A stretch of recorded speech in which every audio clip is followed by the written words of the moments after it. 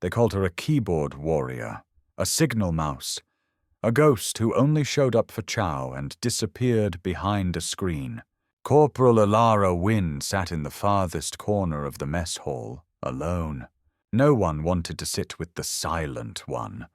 No one cared that her file was sealed.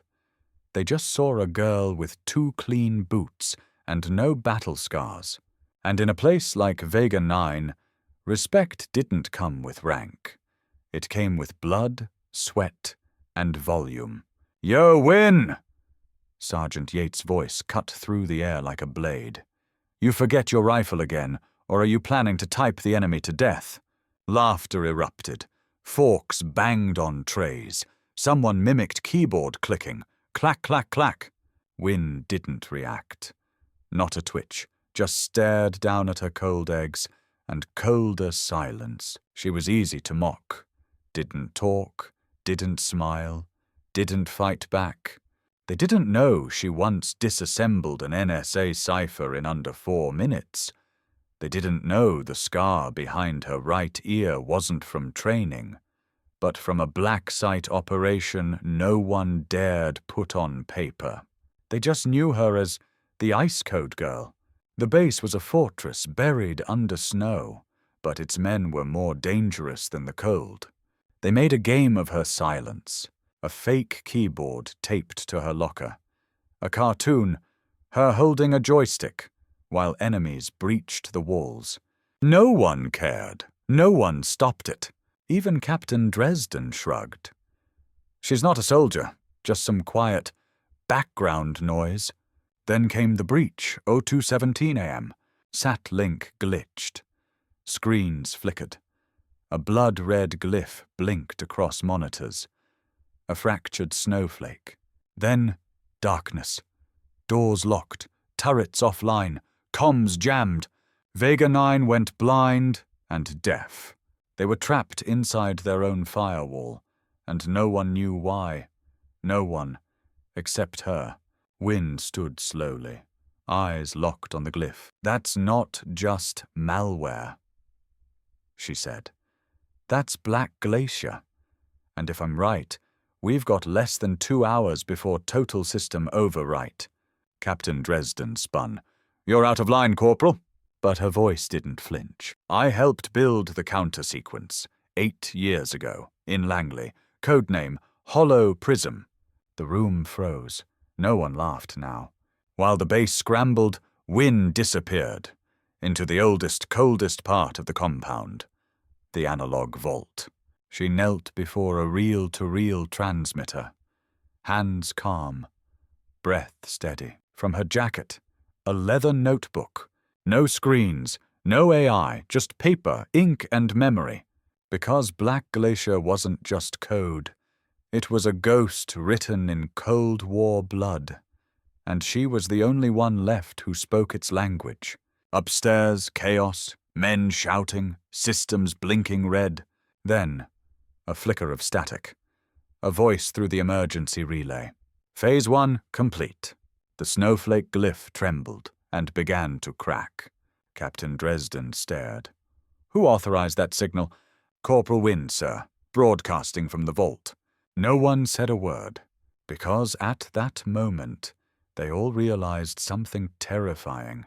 The woman they mocked, the ghost they ignored, was the only one still fighting. And she wasn't just pushing keys anymore, she was rewriting the battlefield.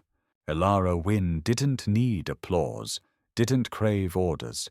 She just needed a signal and a little silence, because silence was where she operated best. Her fingers moved with surgical precision, switching frequency bands, spooling analog lines, punching in cipher blocks from a decade no one remembered.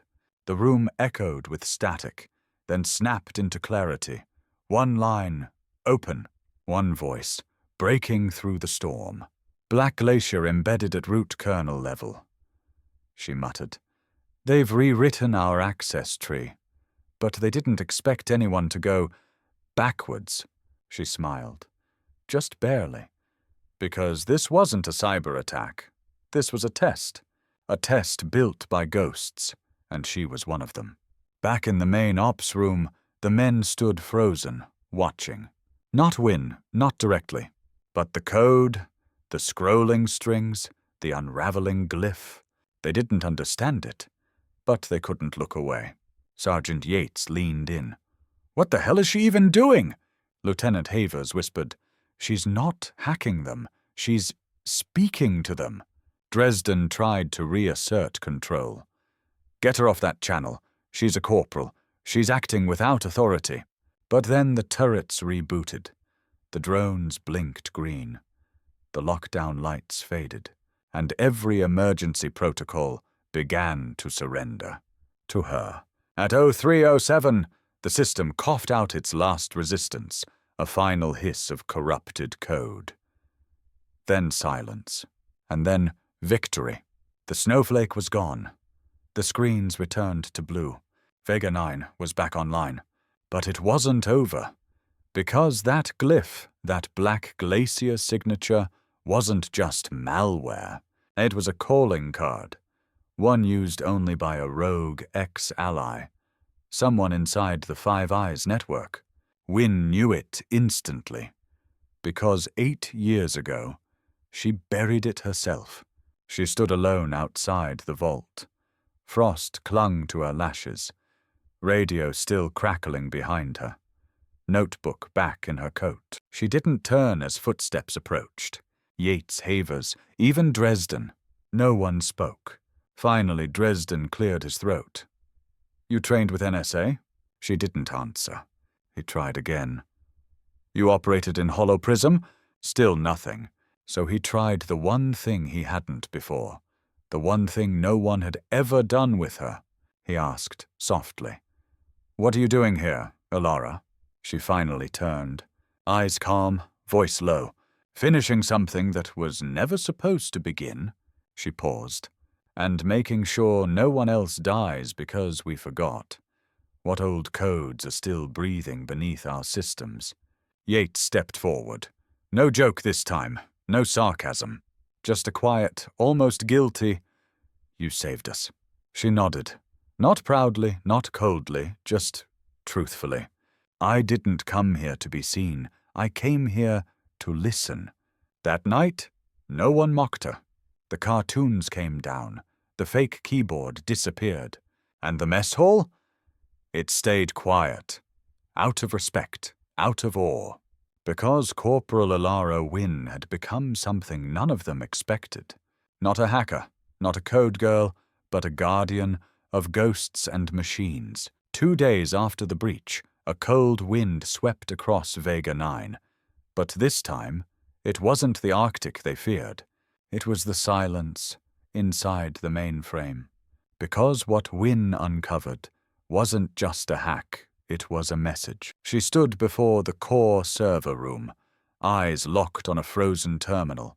Lines of code blinked in perfect symmetry. Not random, not hostile.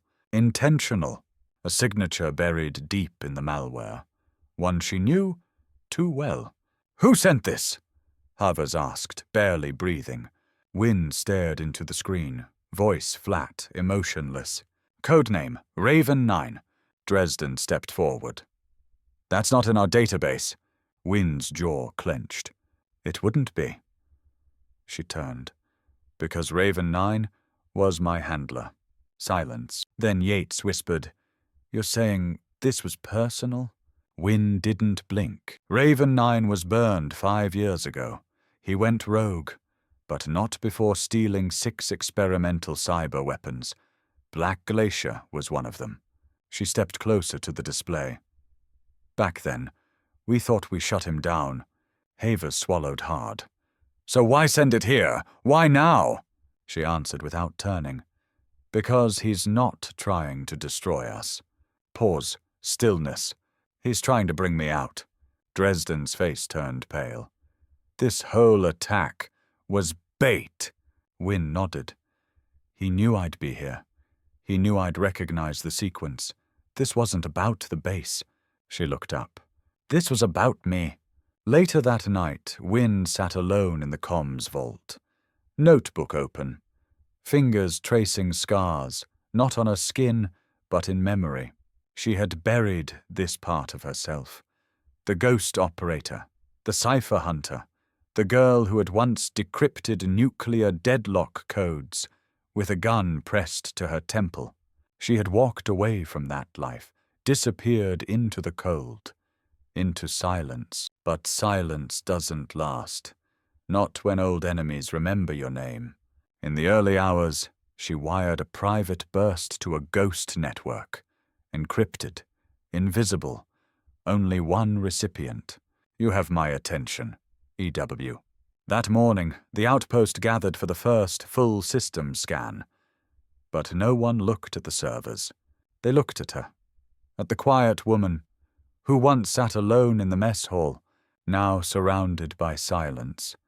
But this time, a respectful one. Yates stepped up beside her, eyes serious, no bravado. If you're going after him, you won't go alone. She turned slightly, a faint nod, but her voice stayed low. This isn't a mission, this is a reckoning. Because deep in the Arctic, a war was waking. Not of bullets, not of bombs, but of old codes, buried grudges, and unfinished oaths. And only one soldier could fight it. They deployed under the cover of polar dusk. A classified team. No insignia, no comms, no backup. Just one mission. Find Raven 9. Stop whatever was coming next. And at the center of it all, Alara Wynne. She wore no medals, no rank beyond corporal. But when the chopper doors opened, everyone followed her lead. Because the last time, they ignored her? They almost lost everything. The trail led to a dead relay station, buried in ice, abandoned since the Cold War. But the systems inside, still humming, still listening, still watching, and waiting for her. The ambush came fast, too fast. EMP burst, comms fried, teams scattered. Alara hit the ground hard. Snow in her mouth, blood on her glove. She rolled behind cover, then closed her eyes. Not fear, not panic. She was calculating, because this wasn't chaos. This was choreographed. A voice cut through the static. Cold, familiar. You should have stayed gone, Alara. She froze, then reached into her coat and pulled out the one thing Raven 9 didn't expect. Her old cipher ring. Analog, untraceable, unforgivable. She slipped it onto her finger, dialed 4 characters, and then, with one deep breath, she began transmitting. Not words, not code, but a failsafe buried deep in Black Glacier's architecture, one only she could trigger. Across the battlefield, enemy drones faltered. Auto-turrets stuttered. Encrypted feeds bled out into white noise. And then, everything went quiet. Too quiet. She stepped forward into the heart of the ruin. Frost cracked under her boots. And there, in the glow of failing monitors, stood the ghost. Raven 9. He looked older, tired, not surprised. Didn't think they'd send you. She stared at him. No one sent me. Her voice, steady, low, sharp. I came to end it. He reached for his sidearm, but it was too late. The system behind him blinked red. She'd already overwritten it, line by line, just like she always did. He laughed, then coughed. Still the same. Little code breaker. But this time, she didn't flinch. No, she whispered. I'm the firewall now. And with a final command, the entire relay station powered down. Lights out for good. Back at Vega 9, they waited until the static cleared, and a signal returned. Just 2 words, mission complete. When she stepped off the chopper, no one saluted. No one cheered. They stood, in silence, in formation, not for a corporal, not for a coder, but for the ghost who saved them twice. And in the mess hall, her table was never empty again, because respect isn't given to the loudest. It's earned by the one who stays standing long after the war ends. Alara Wynne was never just a signal operator. She was the one you called when the system collapsed, and all that remained was the code.